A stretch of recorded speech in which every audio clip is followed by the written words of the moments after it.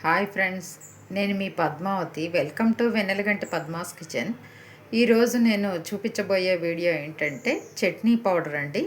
ఇది మనం ఇడ్లీ, దోశ, వడ అన్నిట్లోకి మనం దీన్ని తీసుకోవచ్చు. అలాగే అన్నంలోకి కూడా ఇది తీసుకున్నా బాగుంటుంది. దీన్ని చట్నీ పొడి అంటారు, మన కొబ్బరి కారం అని కూడా అంటారు. దీన్ని ఎలా ప్రిపేర్ చేసుకోవాలో మరి ప్రాసెస్లోకి వెళ్దామా. ముందుగా మినప్పప్పుని ఒక గ్లాస్ తీసుకుంటున్నాను. వీటిల్ని బాగా మంచి దోరగా వేయించుకోవాలి. ఈ చట్నీ పొడికి ఇవి బాగా మంచిగా వేగితేనే మంచి టేస్ట్ కూడా వస్తుందండి. ఇది ఈ విధంగా దోరగా వేగింది కదండి, మంచి స్మెల్ వస్తుంది. మినప్పప్పు మంచిగా వేగేసరికి మంచి స్మెల్ వస్తుంది. దీన్ని ఒక ప్లేట్లోకి ట్రాన్స్ఫర్ చేసుకోవాలి. శనగపప్పుని ఒక గ్లాస్ తీసుకుందాం. దీన్ని కూడా మంచిగా దోరగా వేయించుకోవాలి. సన్నపు సెగన సిమ్లోనే పెట్టుకోవాలండి. ఈ విధంగా దోరగా వేగాక ఇవి కూడా ఒక ప్లేట్లోకి తీసేసుకోవాలి. ఇలా ప్లేట్లోకి తీసుకున్న తర్వాత ఇవి కొంచెం ఒక అరగంట పాటు చల్లారనివ్వాలి. ఇప్పుడు నేను ఒక కొబ్బరి చిప్పను తీసుకుంటున్నాను, ఎండు కొబ్బరి చిప్ప.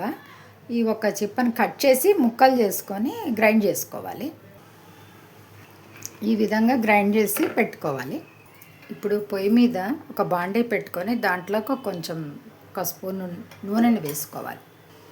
దాంట్లోకి ఒక స్పూను ధనియాలు, అలాగే కొంచెం 2 మెంతి గింజలు, కొంచెం జీలకర్ర ఒక స్పూను వేసుకొని ఒక 20 ఎండుమిరపకాయలని వేస్తున్నానండి.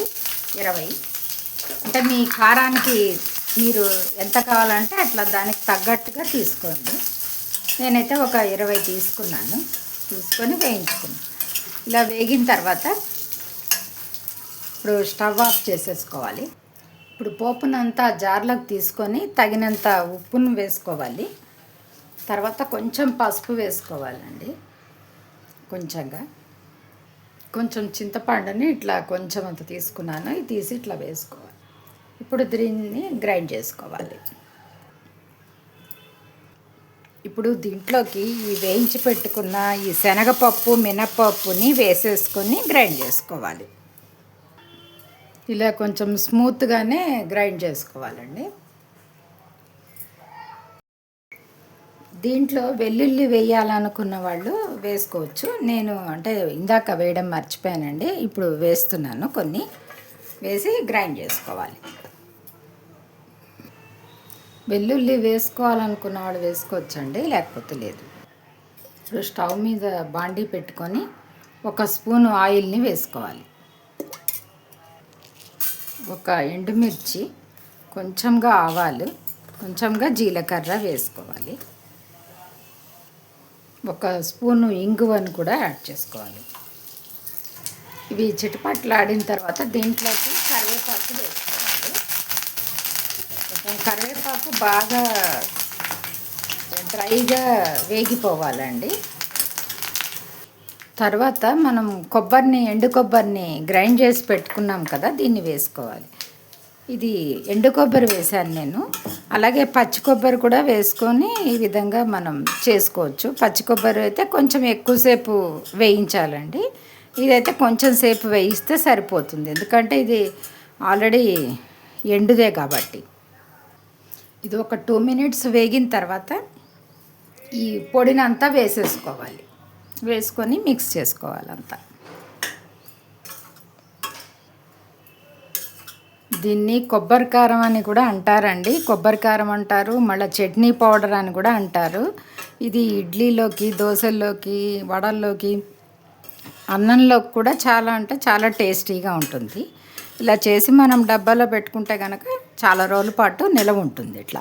ఇలా చేసి పెట్టుకుంటే ఇది కూడా మళ్ళీ ఒక 2-3 మినిట్స్ ఇట్లా స్టవ్ మీద అనేసేసి బాండీలో ఇంకా స్టవ్ ఆఫ్ చేసుకోవడమే. అంతేనండి, స్టవ్ ఆఫ్ చేసుకోవాలి. చూసారు కదండి, ఈ పౌడరు రెడీ అయిపోయింది. దీన్ని ఎయిర్ టైట్ జార్లో వేసుకొని, ఇట్లా ప్లాస్టిక్ జార్ కానీ గాజుది కానీ వేసుకొని పెట్టుకుంటే మనకి 2 నెలల పాటు నిలవ ఉంటుంది. 2, 3 నెలలు ఫ్రిడ్జ్‌లో పెట్టుకుంటే 3, 4 నెలల వరకు కూడా ఉంటుందండి ఇది. మరి దీన్ని కూడా మీరు ట్రై చేయండి. అలాగే మనం ఇలా అన్నంలోకి కొంచెం నెయ్యి వేసేసుకొని కొంచెం ఈ పౌడర్ని ఒక స్పూన్ వేసుకొని మనం తిన్నామంటే చాలా అంటే చాలా టేస్టీగా ఉంటుందండి. ఇది కలుపుకొని అన్నంలోకి తింటే చాలా బాగుంటుందండి అసలు. ఒకసారి మీరు ట్రై చేస్తే తెలుస్తుంది. చాలా అంటే చాలా టేస్టీగా ఉంటుంది. ఇదిగోండి, ఈ విధంగా కలుపుకొని తిన్నారంటే ఆహా అన్నట్టే ఉంటుందండి. ఇది ఇడ్లీలోకి, దోశలోకి అన్నిట్లోకి చాలా అంటే చాలా బాగుంటుందండి. మరి మీరు కూడా ట్రై చేసి ఎలా వచ్చిందో కామెంట్ రూపంలో తెలియపరచండి. అలాగే నచ్చితే లైక్ చేయండి, షేర్ చేయండి. మరిన్ని వీడియోస్ కోసం మా ఛానల్ని సబ్స్క్రైబ్ చేసుకోండి. Thank you for watching.